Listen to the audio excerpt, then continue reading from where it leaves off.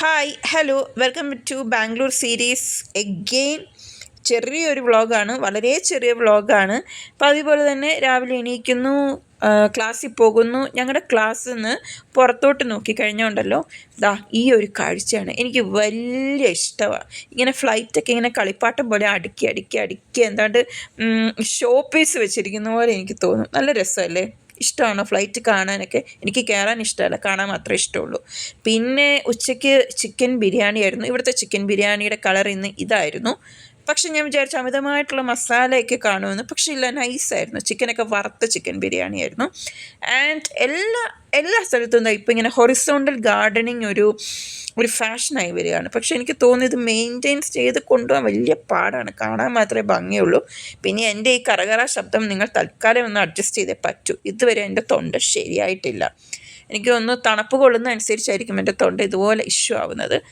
പിന്നെ ഇന്ന് സ്ട്രൈക്കൊക്കെ ആയിരുന്നു, അതുകൊണ്ട് നേരത്തെ ക്ലാസ് വിട്ടു. നേരത്തെ എന്ന് വെച്ചാൽ 4:30 ആയപ്പോഴേ വിട്ടു. പിന്നെ ഇവിടുന്ന് ഊബർ കിട്ടുക എന്ന് പറയുന്നത് വലിയ ഹെർക്കുലിയൻ ടാസ്ക്കാണ്.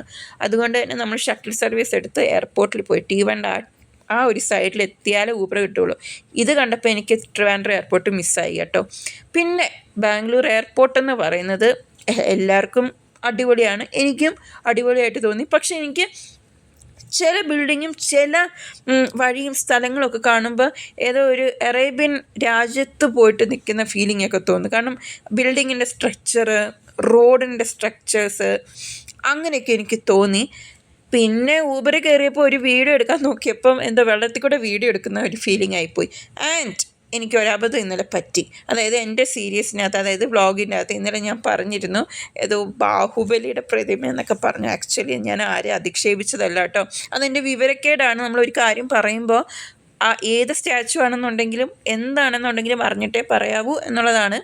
എനിക്ക് ആ സ്റ്റാച്ചുവിനെ കുറിച്ച് അറിയില്ല. ഞാൻ ഫസ്റ്റ് ടൈം ആയിരുന്നു അത് കണ്ടപ്പോൾ എനിക്ക് ബാഹുബലി ഫീലിംഗ് തോന്നി. പക്ഷേ അതെനിക്കിങ്ങനെ തിരുത്തി തന്നു കേട്ടോ. അത് ബാഹുബലിയെല്ലാം ബാംഗ്ലൂരിയൻസ് റെസ്പെക്റ്റ് ചെയ്യുന്ന നാദപ്രഭു കെമ്പഗൗഡ എന്നൊരാളെന്നല്ല, ഭരണാധികാരിയുടെ ഏറ്റവും റെസ്പെക്റ്റ് ചെയ്യുന്ന ഭരണാധികാരിയുടെ ഒരു 108 ഫീറ്റ് ടോളായിട്ടുള്ള ഒരു സ്റ്റാച്ചു ആണ് അത്. സ്റ്റാച്ചു ഓഫ് പ്രോസ്പെരിറ്റി ആണെന്നൊക്കെ പിന്നീടാണ് ഞാൻ അറിഞ്ഞത്.